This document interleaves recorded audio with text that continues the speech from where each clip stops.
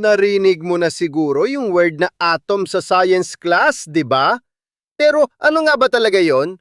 At bakit sobrang importanteng malaman to? Simple lang. Ang atom ay ang pinakamaliit na unit ng matter. Ibig sabihin, lahat ng bagay, yes, lahat, gawa sa atoms. Yung upuan mo, tubig, hangin, pati ikaw, puro atoms yan. Parang Lego blocks ng universe.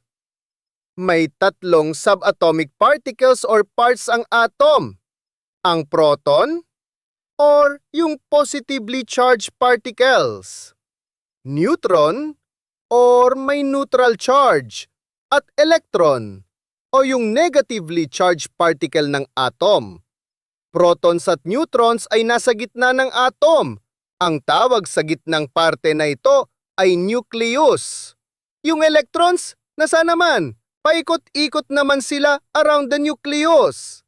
So next time na may makita kang bagay, isipin mo, uy, gawa yan sa atoms.